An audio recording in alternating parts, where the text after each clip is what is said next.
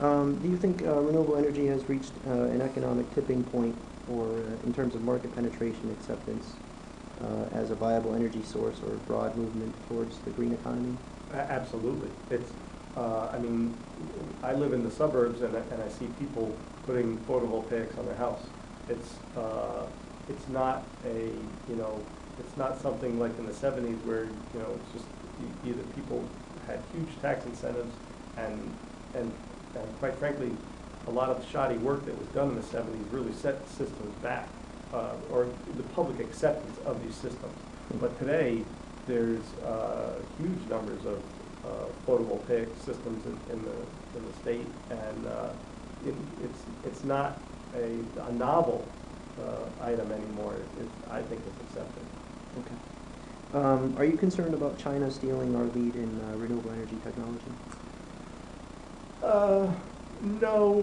When you say renewable energy technology, you mean in terms of the design of the PV, the efficiency of the arrays, windmills? I don't see the United States losing its technical lead yet.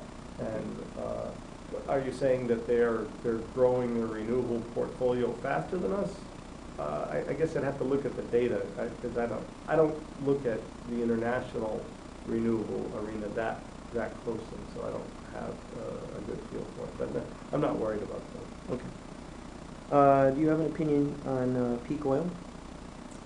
I'm not a geologist, but based on what I know about oil and the little bit that I've read about the U.S. peak, which is historic. I mean, the oil production in the United States has been declining for decades, and Hubbard, I think was the guy's name, predicted it. And there's been several people that have, based on his analysis, that predicted a world peak at somewhere between 2005 and 2015. So we're in that window. Yeah. So I guess I would leave it to other smarter minds to say whether that's accurate or not. Okay. Do you have an opinion on cold fusion? Yeah, I think it's poor science. Poor science, okay. Will the commercialization of space play a role in speeding along or fostering renewable energy development, such as fostering technology from a rocket engine or a fuel to consumer use? I don't know about the rocket side, but the new Orion capsule is going to be using PV. And so I know that NASA fosters innovation in materials and that filter into our everyday life. It wouldn't surprise me if there's some improvements in photovoltaics from the space program. The one caveat I guess I would say is the money that the Department of Energy is investing in photovoltaics is probably much higher than what NASA's investing in it. So I think we would be more likely to see breakthroughs from the Department of Energy work than from NASA. Okay. Do you have an opinion on whether cap and trade is both economically viable and good for the environment, or? I think we need to balance, right? If we just said, we have to go back to 1980 standards for CO2 emissions, that type of jolt to our economy and to our lifestyle is not healthy. And yet, I am also convinced that we need to do something about greenhouse gas and climate change. So I see cap and trade as, I think it will evolve in terms of the specific numbers, because if you look back to SOx and NOx, those systems evolved over time and improved air quality. And so I see, it's not the silver bullet. It's not going to be after 1 year, it's not going to give us huge reductions in CO2, but I think it has the opportunity to evolve and improve our climate change and greenhouse gas emissions. Okay. Do you have an opinion on clean coal? I guess I'm sort of a realist. I mean, if you look at how many gigawatts of electricity are produced by coal, I do not want us to shut down coal-fired electricity in this country. but I do want to see us modify it with, I think there has to be some sort of CO2 capture system. And technically, we're not talking something that's unavailable. CO2 capture is a known technology. We've been doing it for decades in the natural gas industry. So we know how to capture CO2.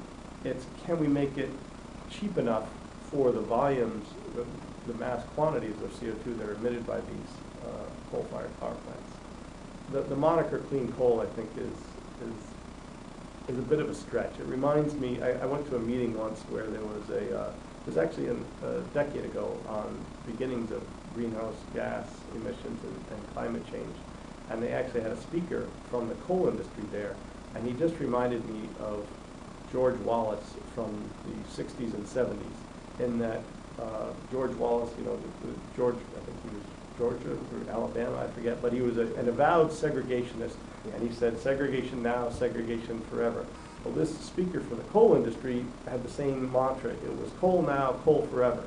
He had blinders on. He needs, you know, both sides need to, we do not want to see our economy rock. We've just gone through a major downturn in our economy.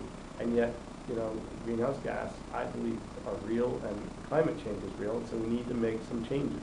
How can we do that? And I think that cap and trade is a good start. Do you think ethanol from non-food and environmentally friendly sources will ever become a large-scale source of fuel? I haven't done enough reading and enough research. I know they've talked about, I forget the buzzword for it, you know, not, I'm unsure. Okay. What is the NASA Space Grant Consortium? There are 52 of them. Every state has a consortia, and DC and Puerto Rico. These are NASA's efforts to focus at the higher education community to help train people in fields that are useful to NASA. So University of Hartford is the lead institution for the Connecticut Consortium, but University of Connecticut's a member, Yale's a member, Central Connecticut, Trinity, Bridgeport, Fairfield. Every engineering school in Connecticut is a member. I take that back. Coast Guard Academy graduates engineers. They're not a member of the consortium, but every other engineering school is a member of that consortium. So we're trying to train people in these fields. Okay. Do you have an opinion, or would you want to discuss why Stirling engines haven't been widely adopted? I think it's economics. They are sort of a small niche engine, but I guess I don't. I think they're too.